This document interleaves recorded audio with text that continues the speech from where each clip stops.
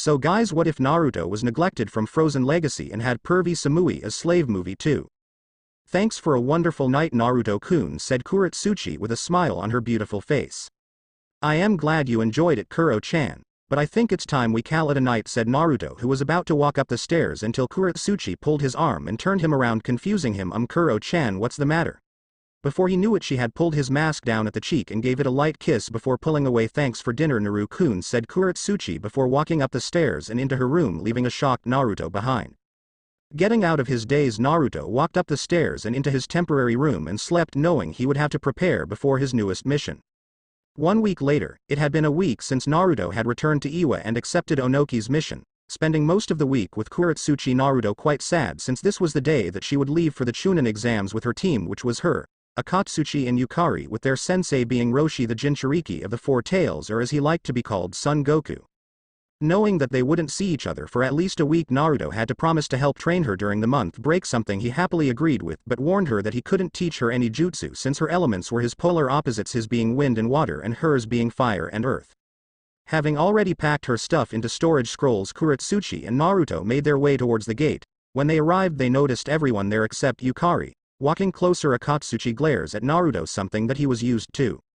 Oi Gramp, sensei, where is Yukari? Asked Kurotsuchi, making Roshi sigh in annoyance. Yukari has broken her arm after attempting a jutsu last night, said Roshi, annoyed since he had told her not to try that jutsu yet. So are we canceling? She asked, her pink eyes staring at her grandfather almost like a warning. Unless we find someone that is around your age and powerful, then yes, I won't needlessly risk the lives of our genin, said Onoki, making Kurotsuchi smirk. I know someone. He's my age, incredibly strong, very loyal, not to mention hot. Oh, and who is this person? Asked Onoki with a smirk, seeing where his granddaughter was going with this. Why, Subzero, of course, said Kurotsuchi like it was the most obvious thing in the world. What? Why me? Why him? Shouted Subzero and Akatsuchi in protest. Well, he is strong, our age, knows our battle formations. Do I need to continue? Said Kurotsuchi, sending a glare at Akatsuchi, who was about to argue, pretending he didn't see the glare. He protests he can't enter the exams, he's not a ninja of Iwa, and even if he was, he's stronger than a genin, he said through gritted teeth, hating to admit Sub-Zero was stronger than him. Thinking over what they both said, Onoki looks over to Sub-Zero, who had stayed silent. What do you think, Gaki? I don't really care, but if I don't go, Kuro-chan won't get to compete, but if I do, I have to become a shinobi of Iwa, and that's something I really don't want to do, no offense, he said, missing the glare he got from Akatsuchi when he said Kuro-chan. None taken. I know you like your wandering lifestyle, and you don't have to be a ninja of Iwa to compete for us. We can just say we have an alliance with your clan, which we do, and since this is a different mission, you will be paid the equivalent of an S-rank mission, said Onoki, getting a smile from Naruto, Kurotsuchi and Roshi, and a scowl from Akatsuchi, something they all noticed but didn't comment on. Agreeing with Onoki's idea, Team 6 and Sub-Zero left towards Konoha. Maybe I should have told them about the team Kumo sent. Nah, it will be funny to watch. And with that, Onoki flew back to his office to make some preparations for later. Konoha. 1 day later, as Team 6 ran towards Konoha, Sub-Zero felt an energy he hadn't felt in years. The Jinsei, it's been years since I have been so close to it, brings back memories, thought Sub-Zero as he continued to run until an idea hit him. I should take it with me. If the fools in this village find it, there is not telling what they would do to it. As they ran, Sub-Zero felt the same feeling he was having the entire trip. Turning his head slightly, he saw Akatsuchi trying to glare a hole in his head. I've never understood why that guy hates me so much. He seemed cool with me until he wanted to spar and I kicked his ass. Mentally shrugging, he ignores the glare and continues running. Suddenly a sense of nostalgia as he saw the large gates of Konoha. Lowering their speed to make sure they aren't seen as hostile, Team 6 are stopped by the gate guards. Halt, state your business, said the guard with hair covering one eye, who Naruto recognized as Izumo. Stepping forward, Roshi was instantly recognized as the two guards tensed slightly. My team and I are here for the Chunin exams. Very well, just need to see your passes. Nodding to the guard, all four pull out their passes. All was well until he looked over Sub-Zero's pass. You're no Iwa shinobi, why are you here? Demanded Izumo, whilst his fellow guard made a discreet hand sign warning the hidden Anbu. He is from a clan allied with Iwa, and since my team was a member short, he was allowed to join by order of Tsuchikage-sama, said Roshi, diffusing the situation. Looking over the pass one more time, Izumo hands it back and allows them into the village along with some directions to the Hokage Tower. Sending another signal to the hidden Anbu to keep an eye on them. As Team 6 walked through the village, they drew a bit of attention from the civilians since it was rare to see foreign ninja inside the village. Ignoring the looks they got, the team walked towards the Hokage Tower. After a short walk, the team entered the Hokage Tower and waited outside the Hokage's office since he was in a meeting. After a couple of minutes, Some Jonin walked out. Subzero recognized them all from Asuma Sarutobi to Kurenai Yuhi, even Guy, but the one that stood out the most was Kakashi Hatake, who saw him. Nice to see you again, Copycat greeted Subzero with an eye smile. Something Kakashi returned, making Kakashi's colleagues go wide-eyed. Dear Kami, there's two of them, you two. Subzero. May I ask why you are here and with an Iwa team no less? He asked, noticing that Subzero didn't have a Hite 8 on him. My clan are allied to Iwa, and since this team was a member short I agreed to fill it, he answered with another eye smile. Aren't you a bit too strong to be a genin?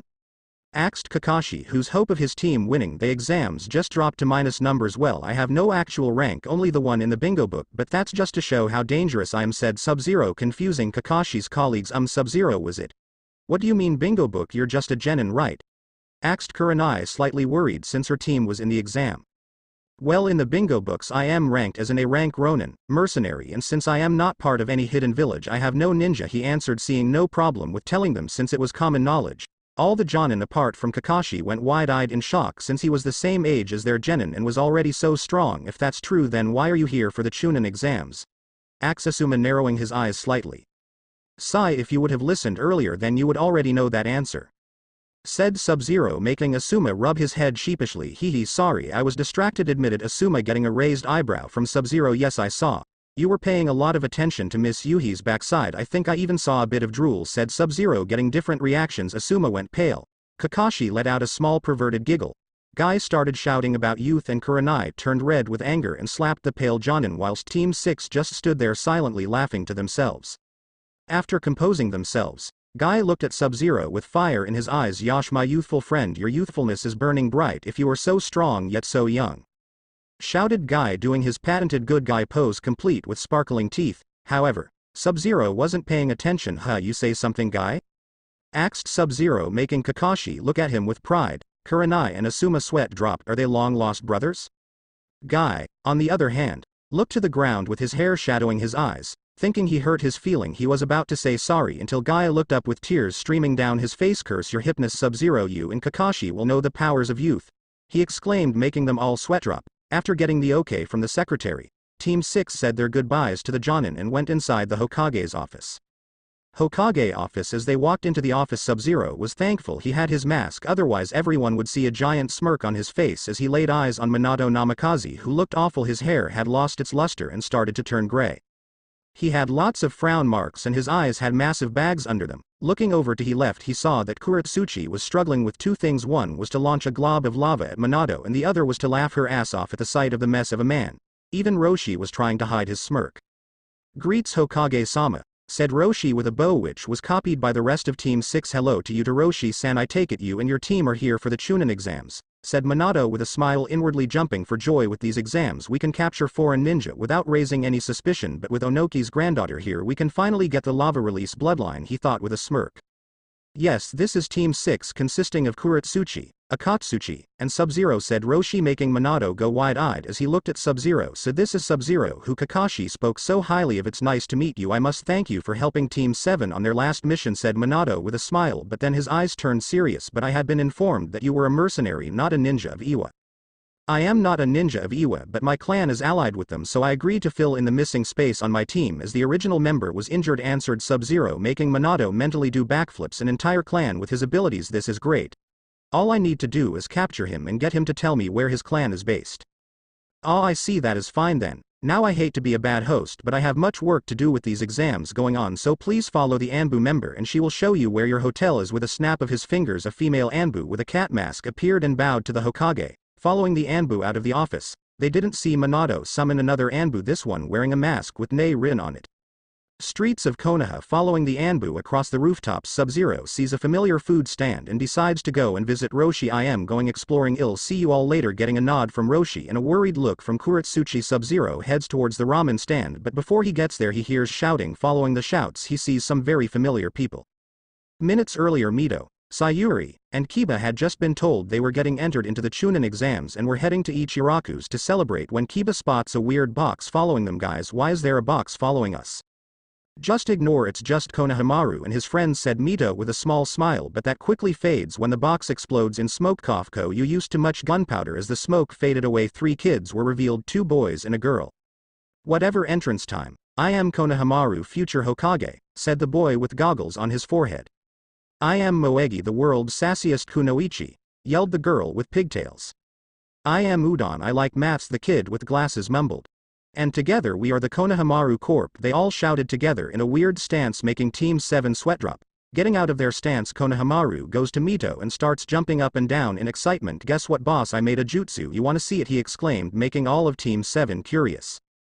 Sure, Ko-kun, show us, nodding rapidly. Konohamaru goes through a couple of hand signs. Why jutsu, he shouted before being covered in a plume of smoke. When the smoke cleared, standing there was a beautiful naked brunette. Hello there, big boy, said the brunette with a wink towards Kiba. Not a second later, Kiba was blown back by a massive nosebleed. With another plum of smoke, the brunette turned back to Konohamaru, who was laughing. Ha ha ha, did you see that? Feeling a chill down his spine, he turns to see Mito and Sayuri with an evil aura surrounding them. Oh, quickly running, Konohamaru only got around the corner before he bumped into someone.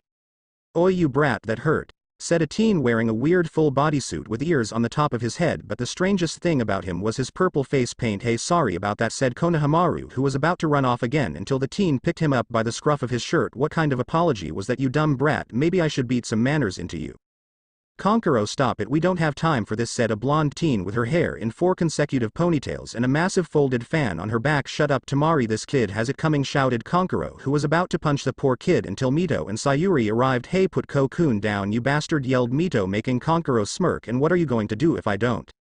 Suddenly a swirl of sand appeared, revealing a small red-haired boy with the kanji for love tattooed on his forehead and had a large gourd on his back. Kankuro, stop it, commanded the boy, making Kankuro sweat. Oh, okay, Gaara, dropping the boy, who quickly ran behind Mito and Sayuri and stuck his tongue out at Kankuro. With Konohamaru safe, Mito looks over the group and sees they all have Suna headbands. I take it you are here for the Chunin exams.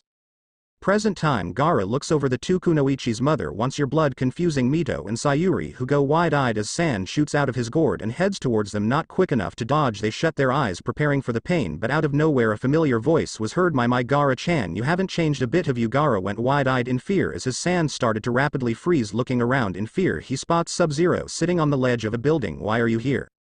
Stay away. Stay away. Mother is afraid, screamed Gaara, holding his head in pain. That's not a very nice way to talk to a friend now, as Gaara, said Subzero as he looks towards Kankuro and Tamari, who had frozen in fear. Hello, you two, did you miss me? He asked, breaking them out of their shock. Why are you here? Stuttered Tamari with fear in her eyes, making Subzero smirk. I am here for the Chunin exams. I am in a team with Iwa, so you better be careful, he said, making everyone there go wide-eyed. Why would you be in the Chunin exams? You're in a rank Ronin, exclaimed a pale Kankuro, afraid he might have to fight the ice user. I owed Onoki a favor that in Kuro-chan asked me to join her team, said Subzero, missing Mito and Sayuri's eyes narrow as he said Kuro-chan. And who is Kuro-chan? Asked Sayuri with slightly narrowed eyes. Kuro-chan is Kurotsuchi, Onoki's granddaughter, answered Subzero, not noticing her and Mita's eyes narrow more. Anyway, Gaara, this is a warning, behave or I'll do what I did last time, warned Subzero, making Gaara, Tamari, and Kankuro to pale more. Nodding their heads, the Suna team left to their hotel to warn Baki. Jumping down from the roof, Subzero looks to the ground and sees Konohamaru looking at him with starry eyes. That was so cool, mister. How's you freeze his sand? Can you teach me that? He asked rapidly. I can freeze sand due to my bloodline, and sorry Gaki, I can't teach you, I only teach my clan members and future children, said Subzero, getting a pout of disappointment from the boy, making him chuckle. Patting the boy on the head, Subzero turns and starts to walk away, but stops when he hears Mito shout, hey, you can't just leave. Turning around, he sees Mito and Sayuri jogging over to him, making raise an eyebrow. Is there something you need? You're damn right there is, you have to come with us, Datbeo, exclaimed Mito, but covered her mouth when she used her verbal tick, making Subzero and Sayuri sweat drop. Why do I need to go with you? He asks. This time, Sayuri spoke. After we returned from our mission, we told our Ka-chans about you and they want to meet you. Confusing Subzero, why do they want to meet me? He asked, not really wanting to see his mother again. Don't know, after we told them what happened they said they would like to meet you, said Mito. Thinking it over for a second, Subzero agrees and follows them to the Uchiha compound. After walking for a bit, they arrive at the compound. Subzero notices it was nearly empty, only a few children running around and some civilians walking around. I didn't think the massacre would weaken them this much. Walking further, they reached the clan head's home. It was quite a large house with a traditional design. Walking inside, Mito shouts, Ka-chan, Auntie Makoto, we're back and we have a guest. A few seconds later, a voice Subzero recognized as Kushina Uzumaki was heard. We're in here, Mito-chan. Following the voice, they find Kushina and Makoto sitting in a room drinking some tea. As Subzero looked at them he had to say he was impressed. Both of them were about 40 and they looked 25. Makoto was a fair-skinned woman with long, straight black hair with bangs hanging on either side of her face framing her cheeks and black eyes. She wore a Konoha Jonin uniform with a blue short-sleeved shirt and trousers with the flank jacket open and a pair of black shinobi sandals. Looking at Kushina, he saw why she was known for her beauty. She had fair skin and bright violet eyes, her long red hair done into a ponytail with two long bangs framing her face with a blue Konoha headband holding her fringe back. She was also wearing a short-sleeved shirt and trousers, only hers were black, and over this she wore the Konoha flak jacket. Finishing her attire was a pair of blue shinobi sandals. "Welcome back, Mito-chan. Sayuri-chan." She then looks towards Subzero. "Who is your friends?" she asked, making everyone sweat drop at how forgetful she was. "Kushina, I believe this is Subzero, the mercenary that helped our daughters at Wave," said Makoto, smiling at Subzero. "Hey, my bad," she said sheepishly whilst rubbing the back of her head. "Your daughters tell me you wanted to meet me. Why?" he asked with narrowed eyes. "We wanted to thank you for helping our daughters," said Makoto, still smiling. "That's not necessary. I was doing it for my own gain. Now if that is all, I shall be on my way," said Subzero, who turned around and started to walk towards the door until he heard Kushina shout, "Wait. I need to ask you some stuff." Sighing in annoyance, Subzero turns around and crosses his arms. "Why should I answer your questions, Uzumaki-san?"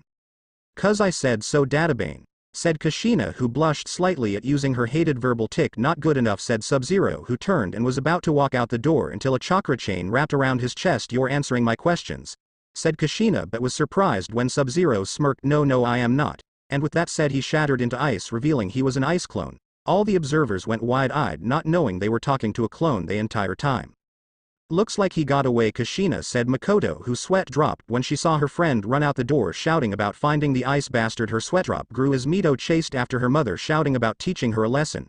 Makoto looked at her daughter to see she had an irritated look on her face. "We sure do pick our friends, don't we, Sayuri-chan?" "Yeah. Sometimes I wonder who's more crazy, them for all the stuff they do or us for being their friends," said Sayuri, making her mother giggle. "Come on, Sayuri-chan, we should probably go save your boyfriend," said Makoto, making Sayuri blush. "He's not my boyfriend," she shouted in denial, gaining another giggle from Makoto. "Oh, fiancé, you sure do move fast, Sayuri-chan," said Makoto before running ahead, making Sayuri's face match the Uzumaki's hair. "Ka-chan," shouted Sayuri as she ran after her mother. Streets of Konoha. As Subzero walked back to his hotel, the familiar ramen stand caught his eye. Feeling hungry, he walks over and sits on a stool, waiting a minute. An old man comes out. "Welcome to Ichiraku's ramen. What would you like?" asked the man with a smile. Thinking it over for a second, "I'll have 4 bowls of miso ramen," said Subzero, who laughed as the old man had Ryo signs in his eyes. "Haha, another ramen lover. I'll get right on it," said the old man, who walked over to the kitchen and started to cook the order. Whilst the old man was cooking, a voice came out from the back of the stand. "2-san, I am back," shouted a voice as the door to the back opened. A cute brunette woman was standing there. "Great timing, Ayame. Could you give this to the man over there?" said the old man, passing her a large bowl of ramen. Bringing the bowl over, Ayame sees Sub-Zero's mask and wondered what he looked like without it. "Here you go, sir," she said with a smile. "Thank you, itadakimasu," said Sub-Zero, who noticed the woman was staring at him as if waiting for something. Not seeing the problem with letting the girl look, he pulled down his mask and started to eat. "Oh my kami!" Ayame mentally screamed as she stared at Sub-Zero's handsome face with hearts in her eyes. Even her father had a blush on his face. Finishing his meal, Sub-Zero pulled up his mask much to Ayame's disappointment and left, heading back to his hotel to rest for the exams tomorrow. Finishing his meal, Sub-Zero pulled up his mask much to Ayame's disappointment. He left, heading to his hotel to rest for the exams tomorrow. After arriving, Naruto found Kurotsuchi asleep on the sofa. "She must have waited for me." Picking her up in a princess style, she snuggles into his chest, getting him to lightly chuckle. Bringing her to his room, he lays her on the bed and tucks her in and kisses her forehead. "Night, Kuro-chan," whispered Sub-Zero before he left the room and went into his own and slept, hoping something exciting happens tomorrow. Next day, after waking up, showering and changing, Naruto was greeted by an angry Kurotsuchi standing in his room. "Where were you?" she demanded with anger and worry in her eyes. "I ran into some old friends and had a nice chat, then I got dragged to the Uchiha compound to talk to Makoto and Kushina," he answered, making her go red with anger. "You actually talked to that bitch?" "Why?" she shouted, not liking that Naruto would talk to those bastards. "I told you back in Iwa I don't hate anyone in Konoha apart from maybe Minato, and I wouldn't say talked more like they thanked me and then I left," said Naruto, leaving out Kushina tying him in chakra chains. "I still don't like them," said Kurotsuchi with a scowl, making him sigh. "I know, but let's just forget about them, okay?" "Yeah, okay, but if they try anything I am going to melt them," she said with a smirk. Leaving his room, Kurotsuchi find Akatsuchi and Roshi eating breakfast. Joining them, the four eat their food quickly in Team 6 toward the academy, whilst Roshi goes towards the Jonin lounge. When they got to the academy, they find their way to a large room filled with genin from all over the element nations. Ignoring them all, Team 6 head towards the stairs and see a girl with buns in her hair and a mini guy arguing with two ninja standing by the stairs. Not in any rush, they watch. "Please let us go up," begged the girl, but her pleas fell on deaf ears as one of the ninjas went to punch her, only for the mini guy to catch it easily. "That was very unyouthful of you," said mini guy, only to be hit on the back of his head by the girl with buns in her hair. "Lee, you idiot, it was your idea to hide our strength." "Sorry," 1010 mumbled the now named Lee. "It's okay, Lee.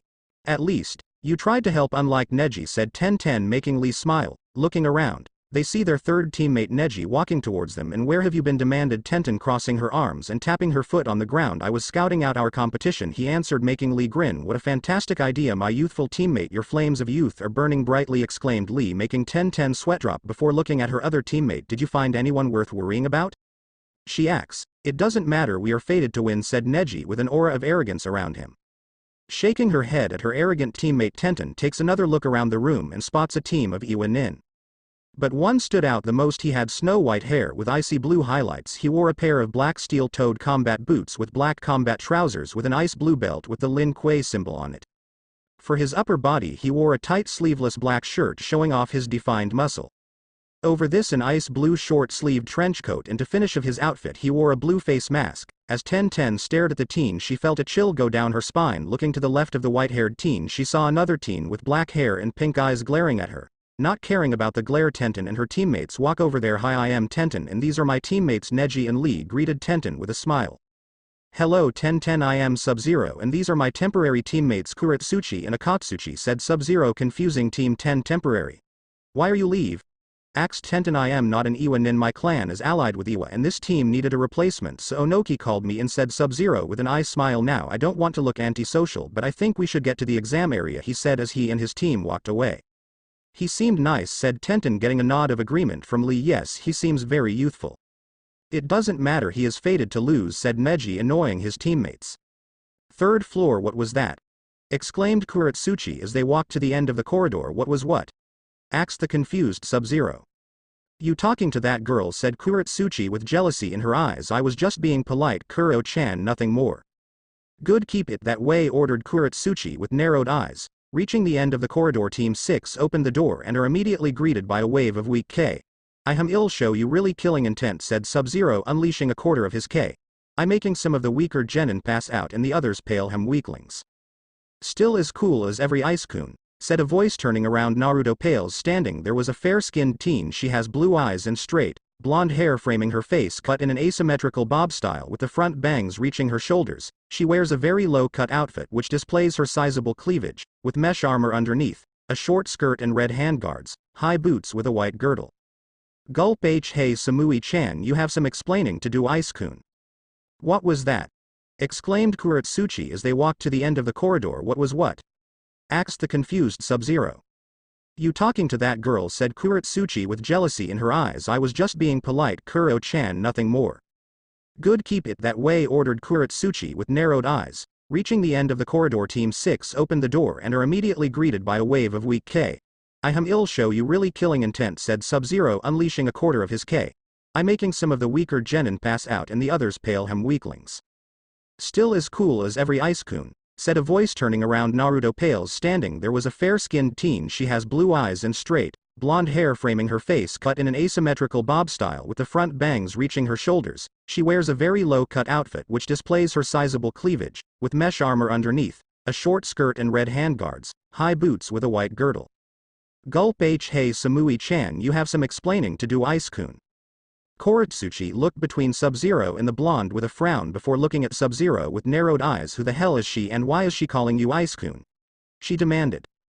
Oh right, you don't know each other. Kuro-chan meet Samui-chan. Samui-chan meet Kuro-chan," said Subzero, introducing the two kunoichis. "And how do you know her?" asked Kurotsuchi. "She is one of Killer B's students along with Omoi and Karui, so I meet Samui-chan when I had my regular spar with B. Speaking of them, where are they? I don't see them anywhere," asked Subzero, looking around the room and seeing no one else from Kumo.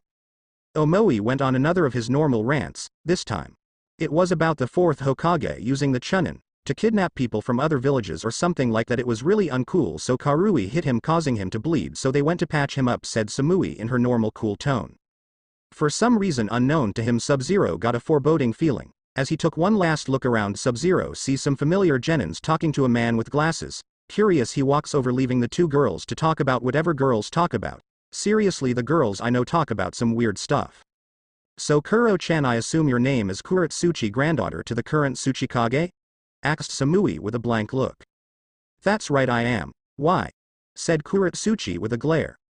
Nothing, Kurotsuchi-san, I just want to know more about my rival, said Samui, confusing Kurotsuchi. How the hell am I your rival? I just meet you, demanded Kurotsuchi. I see the way you look at Ice-kun, but you won't have him since he is mine and it's uncool to steal, said Samui in her cool tone. Kurotsuchi was fuming. How dare this blonde bimbo try and steal her man? Quickly thinking of something, Kurotsuchi smirks at the idea that pops into her head. He isn't your man, he's mine. I bet you don't even know his real name or what his face looks like I do, bluffed Kurotsuchi, as she had never seen the Icer user's face before. I know more than you think, Kurotsuchi-san, said Samui cryptically, who was about to continue when she sees her team walk in. My team has just returned. It was nice to meet you, Kurotsuchi-san, but from now on we are rivals, said Samui before she walked off towards her teammates, leaving an angry Kurotsuchi behind. Meanwhile, with Subzero man, I am so glad I got away from them. Don't know why, but I get the feeling they don't like each other. I mean, I think I saw lighting shoot between them, but I could just be imagining things. Shacking his head of the thoughts, he continued towards the familiar genins, which were Team 7 and Team 9, along with some other genin he didn't recognize who were talking to an older genin with glasses. Moving a bit closer, Naruto was able to hear what they were talking about and decided to listen in. Do you have any information on Gaara from Suna, and Subzero a mercenary? Asked Sayuri, getting a nod from the glasses-wearing genin. Since you know their names, it makes things easier. Let's see. Here we go. First up, Gaara for the sand. A genin from Suna can control sand to a frightening degree and has completed 0D rank missions, 12C rank missions, 6 rank missions, and wow, he has done 3A rank missions. What? How can a genin have a mission record like that? Yelled Mito, since her team barely survived in a rank mission. That's not the most amazing part. During all but one mission he hasn't got a single injury, not even a scratch, but the time he was injured he was apparently near death's door. Alright. What about Subzero? Asked Sayuri, wanting to know more about the guy that saved her team. Let's see, there is his basic information in the bingo book, but let's see what else I have. Here we go. His name is unknown, only going by Subzero. His country of origin is also unknown, but it's speculated he comes from Ukigakure. His skills mainly lie in ninjutsu and taijutsu, but is also very skilled when it comes to the other ninja arts. His mission record is astounding, with 0D rank, 32C rank, 44B rank, 22A rank, and finally 14S rank that keeps growing as his skills are in high demand from some of the minor nations and a couple large nations, mainly Kumo and Iwa, since he seems to be friends with both Kages. Finished Kabuto, sweating slightly at the thought of fighting someone like that. He wasn't the only one. Team 7 knew most of that stuff already but was still shocked at a number of missions. Team 10 were silent, even Fate's bitch was silent, not very confident that he could beat someone like that. Lee had fire in his eyes and Tenten was in a daydreaming involving her, him and a load of weapons. Team 8, which consisted of.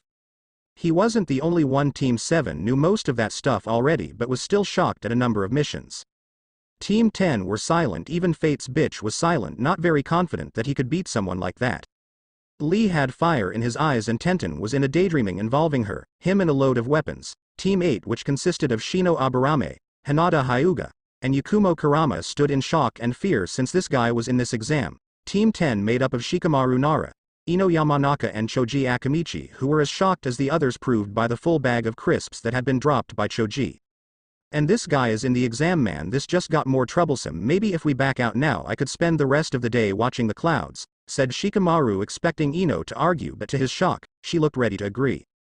Hey, Kabuto, do you have a card of someone called Kuro-chan? Asked Mito with a slight scowl.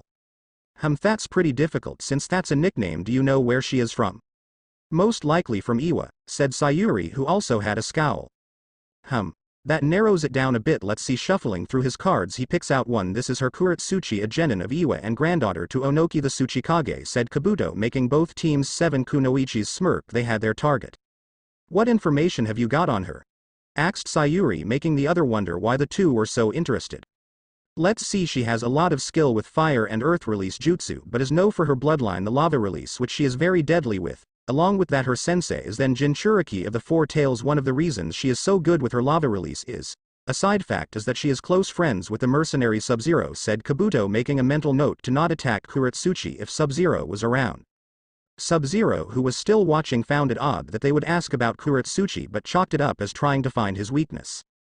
Getting bored of just watching, Subzero walks cover to the group, making sure he wasn't noticed. This made all of them jump in fright. Turning, they all see Subzero standing there, making them pale. Most of my information is easy to get, so there is not need to ask him, he said, pointing at Kabuto. With that said, Subzero walks away towards Kurotsuchi, who was trying to ignore Akatsuchi's flirting.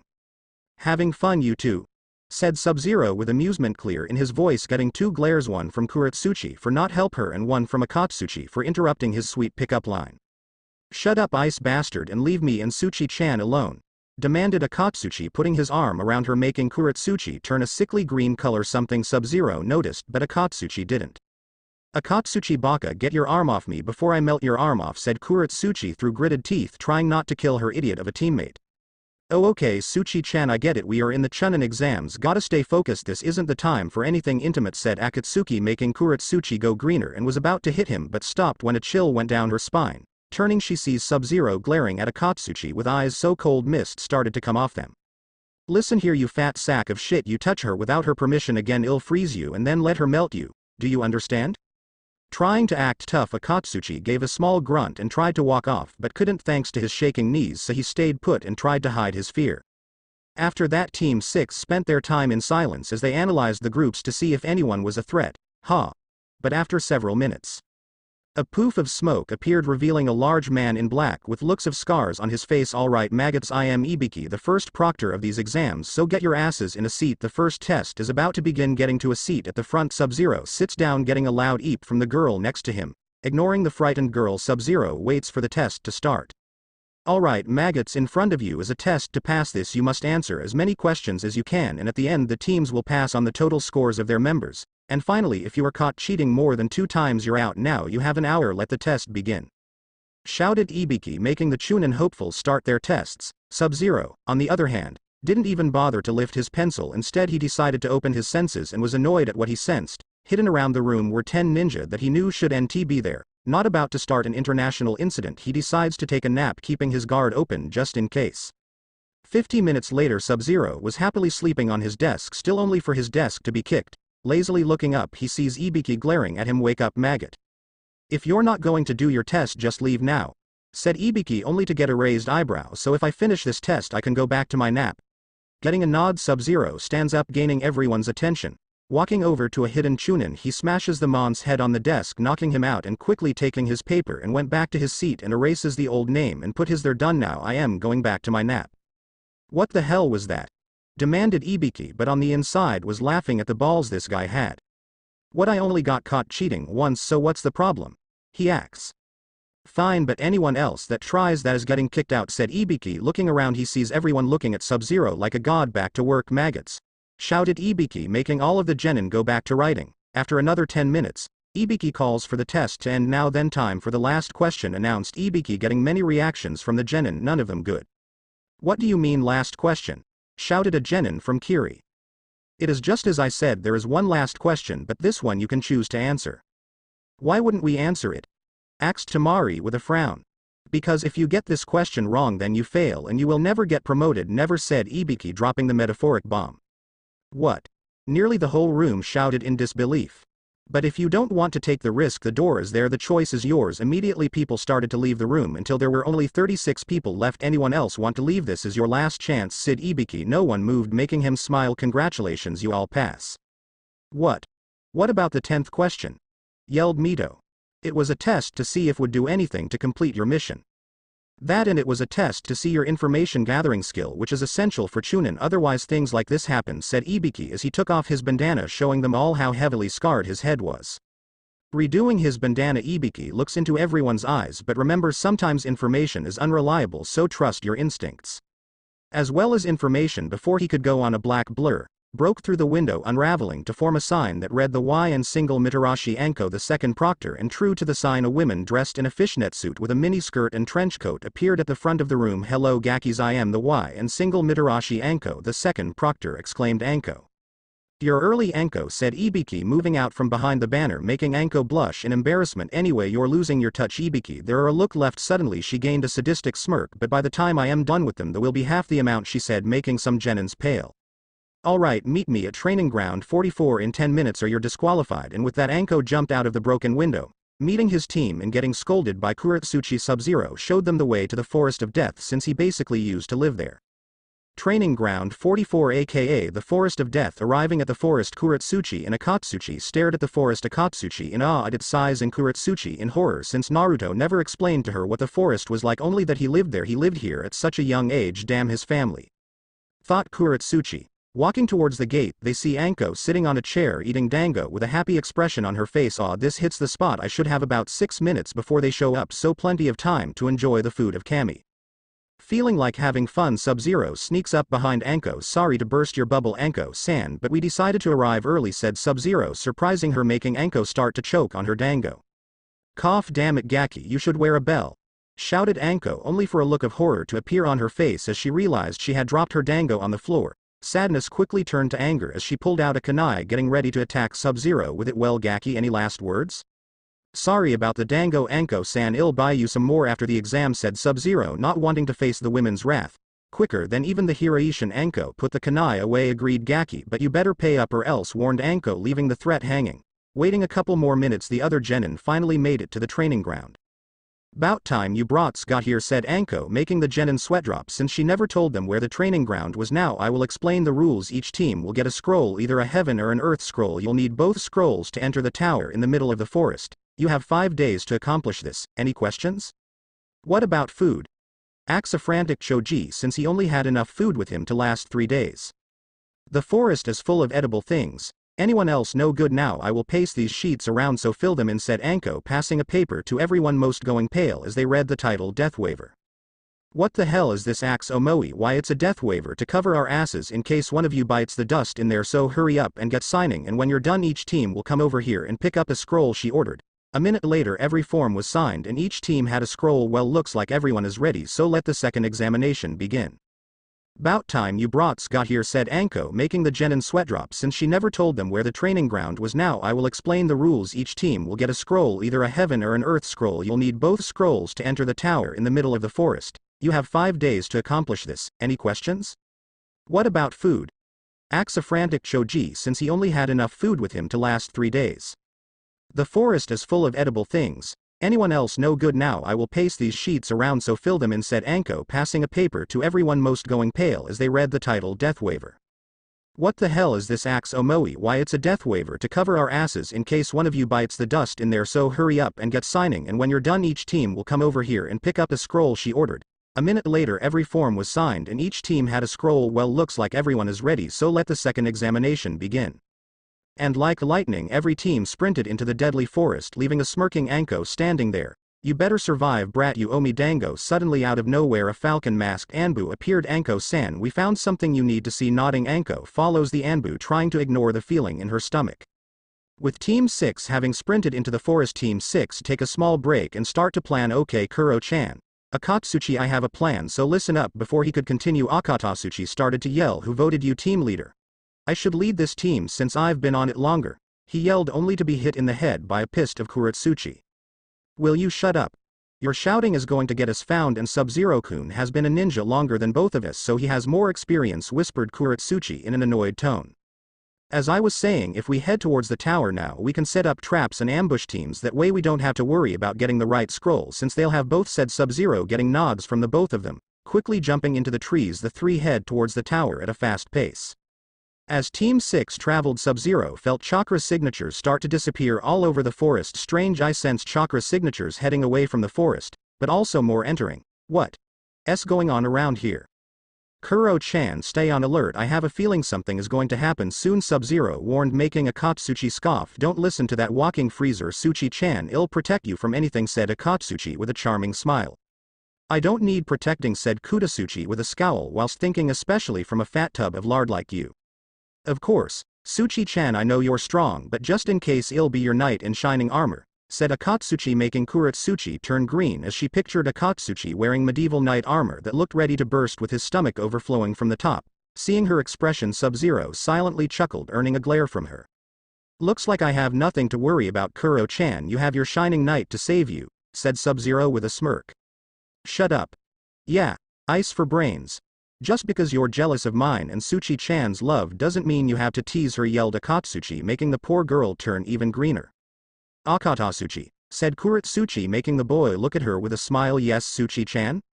If you ever say that again, I'll melt your balls off, warned Kurotsuchi with a glare that would scare a demon. Oh, of course, Suchi-chan, stuttered a terrified Akatsuchi. The rest of the journey was uneventful as they avoided all of the other teams running around the forest, making it to the tower easily. Alright, time to set up some traps, but try not to go too overboard, said Subzero, looking directly at Kurotsuchi. Like you're one to talk, she mumbled. Following his orders, the two original members of Team 6 got to work planting different traps around the area, making sure that no one would notice them before it was too late. Subzero-kun, we're done, though I had to rescue Akatsuchi when he managed to get caught in one of his own traps. But Suchi-chan, that was the only time that ever happened. I promise it won't ever happen again, whined Akatsuchi. What about the time in Snow Country or the time in Vegetable Country? And let's not forget the time in Rice Country, said Kurotsuchi with a deadpan stare, making Akatsuchi blush in embarrassment. Enough of Akatsuchi's incompetence. We need to stay alert, said Subzero, but even with his mask, you could tell he was smirking at the red-faced shinobi. After hiding for 20 minutes, Akatsuchi looked ready to scream in frustration. Why are we just waiting here? We should be trying to find some other teams, exclaimed Akatsuchi. Shut up and get back in cover, Akatsuchi, before I melt you, threatened Kurotsuchi. Not wanting to piss her off, Akatsuchi went to go back into hiding, but before he could make it, Subzero dove out from his hiding place and pushed him out of the way. Picking himself up, Akatsuchi glared at Subzero. Oi, what was, but stopped himself when he saw 4 kunai embedded into the floor. We're not alone, I can sense 5 chakra signatures and more on the way, so get ready, ordered Subzero, who formed to ice kamas and got into his dragon's talon stance. Listening to Subzero, Kurotsuchi got into a defensive stance and Akatsuchi prepared a jutsu. From the trees above them, 5 shinobi in wearing Anbu armor and masks appeared. Surrender the ice and lava users, demanded a leader in a monotone voice. You can have the ice, bastard, but you leave Suchi-chan alone, said Akatsuchi. Wow, and here I thought we were friends. Of course, Subzero said sarcastically. This is your last warning, surrender your bloodline users or die. Here's my answer, ash stone sealing technique, shouted Kurotsuchi, spewing a large cloud of ash out of her mouth, which quickly wrapped around the 5 shinobi and hardened, trapping them within the hard ash. Suchi-chan is amazing, those guys didn't stand a chance, praised Akatsuchi. It's not over, said Subzero, still holding his ice kamas. Such it, Snowflake, you're just jealous of Suchi-chan's amazing skills. Shut up, Akatsuchi. Subzero-kun is right, they escaped. I knew that, Suchi-chan, I was just testing to see if he could tell, stuttered Akatsuchi. Of course, you did rock for brains, just keep your eyes open, said Kurotsuchi. No need, Kuro-chan, they are above us waiting to make their move, but it will be too late for them, said Subzero as he let go of his kamas, making them shatter on the ground. What are you talking about? We need to attack them, yelled Akatsuchi, who ran as fast a nearby tree as fast as he could. Shaking his head, Subzero starts to count down, confusing Kurotsuchi. 3, 2, 1. What the hell? The two on the ground watched as Akatsuchi ran back down the tree with a shocked look on his face. What did you do? He demanded. I've had a squad of ice clones following us since the beginning of this exam just to make sure, Subzero answered. Well, they did a terrible job, otherwise we would never have seen that squad. No, they did as was intended, to be lookouts and if necessary take out any threats. The clones saw the squad and acted accordingly, waiting in the shadows for the perfect moment, explained Subzero. TCH, whatever, let's just find another squad for a scroll. Just as they were about to run off, a clone of Subzero appeared holding 3 scrolls, passing them to the original. The clone disappeared back into the trees. Seems that Anbu squad took some others before coming after us and took their scrolls to look less suspicious. Pretty lucky for us, but I wonder who they took. There aren't that many villages that will risk sending promising ninja with bloodlines to events like this unless they are trying to prove their strength, said Subzero as he put away the scrolls. Well, it doesn't matter now, let's just head towards the tower. It should NT take us long since we are pretty close, said Kurotsuchi. That blonde bimbo better make it to the next part of the exam, I want to kick her ass. Agreed. Let's get moving, said Subzero. After 10 minutes of running, Team 6 made it to the tower when they all felt a wave of vile chakra that made them all feel slightly sick. What was that? Asked Kurotsuchi. It felt like chakra but darker, said Akatsuchi. That's because it was chakra-tainted chakra to be specific, and I only know one thing that can do that, said Subzero, who went wide-eyed and quickly sprinted towards the source of the vile chakra, leaving his teammates to stand there in confusion. Well, that was weird, but now he's gone, we can finally have some alone time, right, Tsuchi-chan? Not a chance in hell, we're heading to the tower vile chakra location. Sayuri-chan, stop it, you've won, you don't have to kill them, yelled Mito as she and Kiba looked on as their teammate and friend brutally beat the team from sound until there was only one member left standing. You are awfully proud of these arms. Wonder how you would feel with them broken, said a crazed Sayuri with a black flame-like tattoo spread across her face. Please stop, you can have our scroll and we will leave, I swear, pleaded the ninja, but his pleas fell on deaf ears as Sayuri put more pressure on his arms, getting ready to snap them. Please no, begged the sound ninja. Sayuri, stop it, yelled both Kiba and Mito. No, they attacked us, so I am making sure they don't try it again. And with that said, Sayuri tried to snap his arms only for her not to be able to move her own. What is this? She demanded. That would be yours truly, Uchiha, said a voice Team 7 recognized as Subzero. Let me go, Subzero, they deserved what's coming to them, yelled Sayuri with a crazed grin, making Subzero shake his head in disappointment. I am disappointed, Sayuri, I had hoped you had enough will and common sense not to use that mark, turns out I was wrong, oh well, he finished with a shrug, making the non-crazed members of Team 7 to sweat drop at his nonchalant attitude. I demand you let me go, yelled Sayuri as she tried to break her bonds but with no success. You can demand all you want, it's not going to happen until I've dealt with your little hickey, said Subzero before he disappeared and reappeared in front of Sayuri. A heaven's seal. I can't remove it at the moment, but I can seal it off with a jutsu I modified extreme evil sealing method, said Subzero as he held his hand on the curse seal and watched in satisfaction as it was sealed off. When the seal was completely sealed off, Sayuri fainted from exhaustion, much to the concern of her teammates who came running over as soon as Subzero was finished. Will she be all right? Asked Mito, who looked at her sleeping friend with worry. She will be fine, the seal I used will seal off that mark as long as she or I will it, answered Subzero, who quickly gained a serious look. Now tell me what happened. Can we do it later, we need to get Sayuri-chan to a medic, said Kiba, not wanting to tell Subzero about the event since it was quite embarrassing for them. Okay, I want the details later, but I think I can guess what happened. Orochimaru turned up, kicked all your asses 6 ways to Sunday, gave her that mark and left without even a scratch. Am I in the ballpark? Asked Subzero, making the two blush in embarrassment. I take it from your neo-red faces I hit the nail on the head, getting 2 sad nods. He tries to cheer them up. Hey, cheer up, you fought a Sannin and lived, said Subzero, making them brighten up slightly. Granted, he let you live and probably didn't even use 5% of his chakra. It's still a somewhat good accomplishment, he finished with an eye smile, missing the clouds hanging over both their heads. Thanks, Subzero, you made us feel so much better, said Kiba sarcastically. No problem, I am always happy to help, Subzero replied, apparently oblivious to the sarcasm. I was being sarcastic, you moron, yelled Kiba, who had a tick mark on his forehead. You say something? Asked Subzero whilst mentally thanking Kakashi. That's it, you're dead, yelled the Inuzuka, only for Mito to bash him in the head. Shut up, Kiba, we need to get to the tower, said Mito. Well, now that you two have stopped bickering, we can finally go, said Subzero, making Mito and Kiba glare at him in annoyance, but not wanting to start another argument they left it alone. With Subzero carrying Sayuri, they headed towards the toe. Okay, I want the details later, but I think I can guess what happened. Orochimaru turned up, kicked all your asses 6 ways to Sunday, gave her that mark and left without even a scratch. Am I in the ballpark? Asked Subzero, making the two blush in embarrassment. I take it from your neo-red faces I hit the nail on the head, getting 2 sad nods. He tries to cheer them up. Hey, cheer up, you fought a Sannin and lived, said Subzero, making them brighten up slightly. Granted, he let you live and probably didn't even use 5% of his chakra. It's still a somewhat good accomplishment, he finished with an eye smile, missing the clouds hanging over both their heads. Thanks, Subzero, you made us feel so much better, said Kiba sarcastically. No problem, I am always happy to help, Subzero replied, apparently oblivious to the sarcasm. I was being sarcastic, you moron, yelled Kiba, who had a tick mark on his forehead. You say something? Asked Subzero whilst mentally thanking Kakashi. That's it, you're dead, yelled the Inuzuka, only for Mito to bash him in the head. Shut up, Kiba, we need to get to the tower, said Mito. Well, now that you two have stopped bickering, we can finally go, said Subzero, making Mito and Kiba glare at him in annoyance, but not wanting to start another argument they left it alone. With Subzero carrying Sayuri, they headed towards the tower. Exam tower. Where is he? yelled a pissed-off Kurotsuchi, annoyed that Naruto had randomly left her with her annoying teammate who kept spouting bullshit about them being in love, making her feel sick to her stomach at the very idea of it. Suchi-chan, Ice Cube must have died in that forest. We're better off going inside and resting. I'll even give you a massage so help you relax more, offered Akatsuchi with a perverted grin on his face and a small nosebleed. Gritting her teeth, Kurotsuchi ignores her teammate and continues to look for any sign of her other teammate.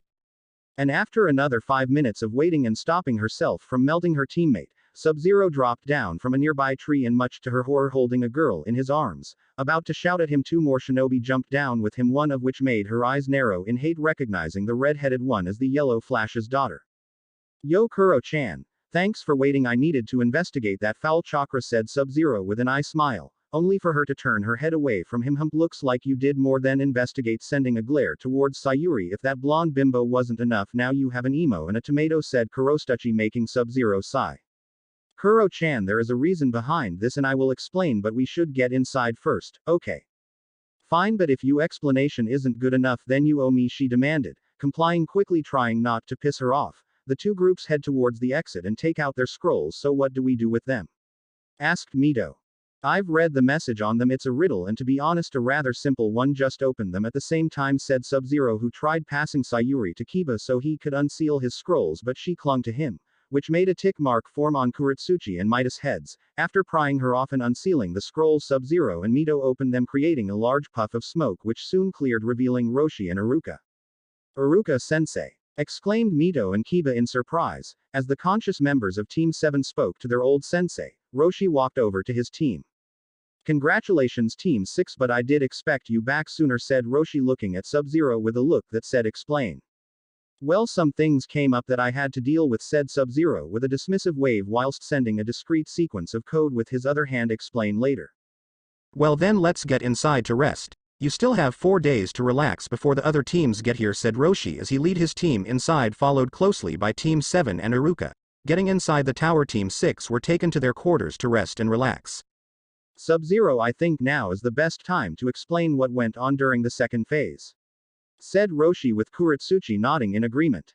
"Well, after beating the squad of Anbu, I sensed a foul and dark chakra that I recognized. I went to investigate and found the Uchiha about to break a sound shinobi's arms whilst her team begged her to stop. After subduing her easily, I sealed off the source of the foul chakra and carried her to the tower, followed by her teammates," explained Subzero. And what was the source of the foul chakra?" asked Roshi, since he doubted it was the chakra of a tailed beast. "It was from a seal created by the snake Sanin Orochimaru, known as the curse seal, a foul piece of Funijutsu and Senjutsu. It alters the user's mind, slowly making them dependent on it and making them loyal to Orochimaru," answered Subzero with a grimace. "And how do you know about it, huh? I bet you're working for that snake," accused Akatsuchi. He was about to continue his rant, but suddenly the air became heavy, making Kurotsuchi and Roshi start to sweat, struggle to breathe. But the worst was Akatsuchi. He was gasping for air as he fell to his knees, shaking in fear. "You dare!" came a cold whisper from Subzero, who slowly walked towards the shaking Akatsuchi, his eyes shadowed by his hair.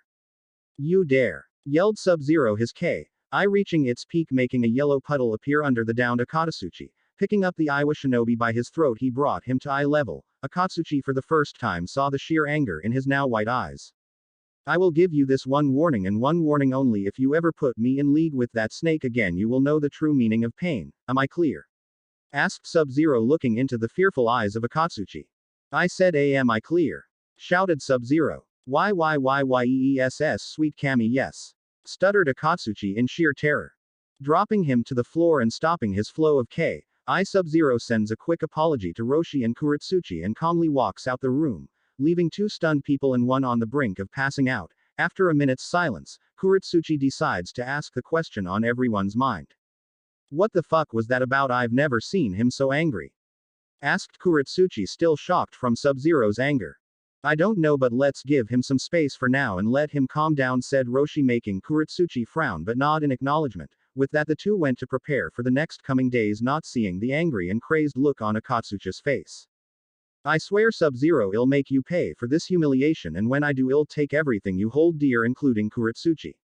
4 days later. 4 days had passed since Team 6 had arrived at the tower, and the verbal thrashing Subzero gave Akatsuchi, with the second phase now over and all the teams that made it ready to fight, they all waited for the announcement.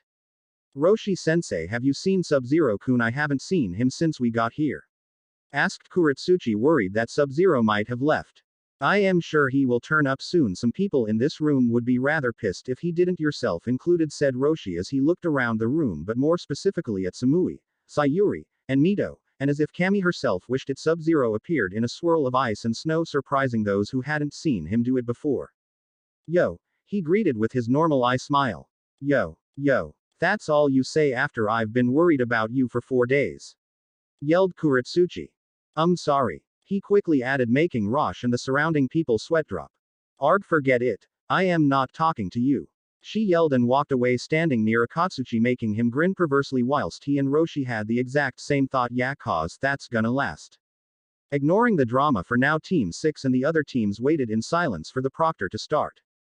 I really can't be asked to do the cough thing for Hayate, so just pretend it's there. Congratulations on making it this far into the exam, but unfortunately there are too many of you to compete in the third and final part of the exam, so to solve this we will be having preliminary matches selected at random by this computer behind me, said Hayate. Point to the big screen. Now then, before we begin I have to ask if any of you would like to quit now. I barely made it here and I am nearly out of chakra, said Kabuto, accepting his answer and letting him go. Hayate looks around once again. Anyone else? No. Good, then we can begin. Now please pay attention to the board, said Hayate as the board began to randomize the names, eventually stopping on Sayuri Uchiha and Yoroi Akato. Would the fighters please come down to the arena, said Hayate. Yoroi, eager to prove his worth to Orochimaru, jumped into the area, whilst Sayuri was quickly pulled aside by her sensei Kakashi. Remember, Sayuri, we don't know how stable the seal Sub-Zero placed on you, so try and avoid using any chakra. Reluctantly agreeing, Sayuri walks down to the arena. It's about time, bitch, I am going to prove that you're nothing compared to me, said Yoroi. TCH, you should feel honored. I even accepted fighting trash like you, she mocked, pissing off her opponent even more. Alright, if both combatants are ready then begin, yelled Hayate as he jumped to a safe distance.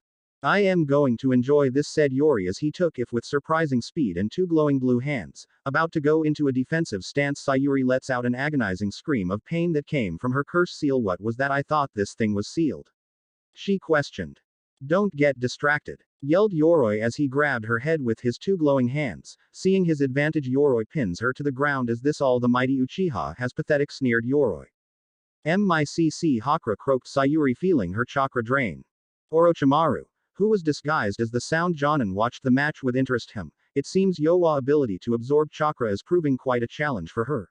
But why won't the seal activate with me nearby? It shouldn't be possible for her to fight back the urge to use it, and Kakashi doesn't have the sealing knowledge to completely seal it off, so why? Orochimaru asked himself before a certain someone caught his eye. Of course, Kukuku, he's here, he must have sealed it away. Always the thorn in my side, aren't you, Naruto-kun? Back to the fight, Sayuri bite back the pain and finally got the strength to kick Yoroi of her, making him skid back a fair bit. Oh, you still have some fight left. Good, this would be boring otherwise, said Yoroi. Up in the stands, Mito and Kiba were watching the fight in annoyance, since even with her disadvantage they expected Sayuri to win easily. Oi, Sayuri, is that all you have? What happened to the mighty Uchiha? Yelled Mito, pissing Sayuri off. Shut up, tomato head, I don't need you telling me that. Then fight properly then, you know how to do that, right? Cause so far this is embarrassing, yelled Kiba. Ignoring her teammates, Sayuri begins to focus on the fight. Alright, he can absorb my chakra, but he needs to touch me for that to work. I have about half my reserves left, enough for about 3 jutsu, and using my Sharingan for a few minutes though, Sayuri, as she quickly tried to come up with a battle strategy, before a small smile appeared on her face. Alright, trash, this fight is over, declared Sayuri, activating her Sharingan and looking straight at Yoroi, who mentally shuddered at the sight of the dojutsu. It's going to take more than that to beat me, yelled Yoroi, charging her with glowing hands once again, who smirked when he saw her pain-filled face and unmoving body, grabbing onto her arms and pinning her to the ground once again. Yoroi cackled in glee. Ha ha ha, was that your battle plan, getting the rest of your chakra taken? He mocked. You're a fool, was all Sayuri said as she shattered, revealing it was all an illusion. What? Shit, genjutsu. Kai, yelled Yoroi, breaking the illusion, but was too late. His entire body was caught in ninja wire. It's over. Fire release. Dragon fire technique, yelled Sayuri, sending a large burst of fire along the wire and straight to Yoroi, who watched in horror as the fire traveled up the wires, but before the fire hit him, Hayate jumped down and used the water bullet jutsu to put it out. I won't have any unnecessary deaths. The winner is Sayuri Uchiha, declared Sayuri, making Team 6 and their graduating class cheer for their friend. With a small smirk, Sayuri walks up to the balcony and was soon bombarded with questions, all of which she chose to ignore. Alright, now time for the next fight, said Hayate, making everyone look at the board as it randomized before stopping. Alright, will Kurotsuchi and Shino Aburame come down to the arena? Good luck, Suchi-chan, I know you'll win, said Akatsuchi, making her scoff. Of course I will, she replied before walking off, still ignoring Subzero. Alright, if you're both ready, then begin. You know you should probably give up, said Kurotsuchi, making the logical bug users confused. And why would I do that? It isn't very logical to give up without even starting, asked the bug user. Well, back in Iwa we have a clan of bug users as well, and they refuse to fight me due to my lava release, since it will kill their bugs on contact, and considering this isn't a real fight, I would think you wouldn't want your bugs to die, she replied. After a few seconds of thinking it over, Shino nods. Your answer is logical, Proctor. I forfeit, getting an understanding nod from Hayate. Winner Kurotsuchi of Iwa. Walking back up to the balcony and getting a load of unneeded praise from Akatsuchi, the board began to randomize again, and when it stopped there were mixed reactions. Oh boy, said Roshi, knowing this wouldn't end well. Agreed, said Kurotsuchi. Cool, muttered Samui. This won't be good, muttered Kakashi, putting his book away. This is going to be awesome, yelled Mito. Troublesome, muttered Shikamaru. Kukuku, this will be interesting though, Orochimaru. Alright, will Akatsuchi of Iwa and Subzero please come down to the arena, said Hayate. Yes, I can finally kick that bastard's ass, yelled Akatsuchi. You ran to the arena. Sigh, this will be boring, muttered Subzero, who appeared in a swirl of ice and snow in the arena. Okay, if both fighters are ready, then begin, yelled Hayate, jumping further away than he did with the other fights. Having heard how strong Subzero was, he didn't want to take any risks. Let's get this other with, Subzero muttered in a bored tone, knowing this wouldn't be a long fight. Don't look down on me, you bastard. I'll show you who's stronger. Earth release. Rock pillar spears, yelled Akatsuchi, trying to create a pillar to shot out from underneath Subzero, but nothing happened. What the hell, why won't it work? He yelled before shooting his opponent a dirty look. What did you do? Demanded Akatsuchi. Nothing, all I did was freeze the earth under me so you couldn't manipulate it. Nothing special, answered Subzero casually, making Akatsuchi and most of the crowd go wide-eye at such a simple yet ingenious way to stop someone using earth jutsu. Arg. You think you're so clever? Well, I'll show you. Not even you can stop this technique. It's been passed down from generation to generation of my family, the ultimate earth jutsu, declared Akatsuchi, who started to go through a long sequence of hand signs. Please go ahead. This was starting to get more boring than I thought it would, said Subzero, making some of the Jonin frown. Balcony, such arrogance, letting an opponent use a powerful jutsu when he could finish the fight now, said Kurenai, only for Kakashi to speak. It's not arrogance, it's confidence in his power, and trust me, he has the right to be given how strong he is. Surely you're joking, Kakashi. I know you said he was an A-rank Ronin, but to let someone use such a powerful technique is just plain arrogant, said Asuma, trying to defend his secret crush. No, ya fools, mister. Chill doesn't like to fight without a thrill, ya dig, rapped the sensei from Kumo, confusing them, making Samui sigh and translate for them. He said Subzero doesn't like to have boring fights, he likes the thrill of a good fight and will give his opponents the edge if he gets bored to make it more entertaining. Oh, and how would you know this, my youthful friend? Asked Guy. Mr. Freeze can bring me to my knees whilst me and my partner are working together, word, rapped Killer Bee, making the senseis look to Samui for a translation again. He said that Subzero can beat him when he and Hachabi are working together, said Samui, making their jaws drop. Beating a normal Jinchuriki was near impossible even with an entire squad, but beating one that cooperates with its tailed beast on your own was insane. Shish, he's finished the jutsu, said Mito, making the senseis go back to watching the fight. Arena, now feel my wrath. Subzero earth release. Secret technique, ultimate earth and rock golem, yelled Akatsuchi and placed his hands on the ground, making it rumble like a mini earthquake. Subzero and the spectators watched as the earth under Akatsuchi started to rise and change shape, and after a few seconds Akatsuchi was standing atop a large one-eyed golem. Ha ha ha, this is my ultimate technique, you're done, Subzero. This could be fun after all. Chilling air slicer, said Subzero, slashing his arm through the air, sending a blue slash straight at the golem, who blocked it with its arm, freezing it almost instantly. So much for ultimate technique, said Subzero, but was mildly surprised when the golem shattered its own arm and grew it back almost as quickly as it froze. That won't work. All the damage the golem receives can be healed instantly by the earth under it. Face it, your finished golem. Use the rock cannon. Following its creators' orders, the golem's arms transform into giant cannons and began to fire large boulders at Subzero, something he could dodge easily. Is this it, Akatsuchi throwing rocks? That's all this thing can do? How disappointing, he mocked, dodging the boulders easily. Arg. You arrogant bastard, let's see how you handle this. Golem use stalagmite pitfall, commanded Akatsuchi. Stopping its foot, the golem opened up the earth, making Subzero fall down the small chasm, only to see large stalagmites at the bottom. So boring, muttered Subzero as he created his Iskamas and dug them into the wall, stopping his descent. Quickly, golem, close the chasm, ordered Akatsuchi, shocking some people thinking he would kill his own teammate. With a quick stomp of his foot, the chasm closed. Ha ha ha, that's what you get, you arrogant bastard, and now Kurotsuchi is mine, laughed Akatsuchi. Balcony, I knew his arrogance would be his downfall, said Kurenai. What a shame, but the kid was asking for it, said Asuma, taking out a cigarette. Killing your own teammate is unyouthful, yelled Guy. That moron, mumbled Samui, the head, looking to the floor thinking the girl was upset. Kurenai went to try and comfort her but stopped when her head shot up. Subzero, if you don't come out right now, then I swear I'll make you go to every one of Killer Bee's rapping concerts, yelled Samui. Thinking the girl was in denial about her friend's death, Guy, Kurenai and Asuma sent her sympathetic looks, only for that to turn to shock when they heard a familiar voice. Geez, Samui-chan, no need to threaten me, I was just about to show myself. Looking back to the arena, the senseis see Subzero standing there without even a hair out of place. How? Asked Kurenai. Watch the fight and find out, said Kakashi, who hadn't taken his eye off the fight for a second. Arena, how are you still alive? Demanded Akatsuchi. Well, when you started to close the chasm, I froze the area I was in and used my tombstone teleport to get out. Simple, really, but I am bored of this fight now, so I'll end it. But since you showed me your best technique, I'll show you one of mine. Golem, stop him now, demanded Akatsuchi. Following his orders, the great golem launches a right punch at the unmoving Subzero. It's over, Subzero. For you, maybe ice time capsule, and that's it for now. Jutsu list, my own creations, Earth release. Secret technique, ultimate earth and rock golem. Asterisk, the golem looks like the one in the manga. The gamer uses the earth to create a powerful golem. Its size depending on the chakra used to make it. This golem is special since it will heal itself using the earth and chakra surrounding it.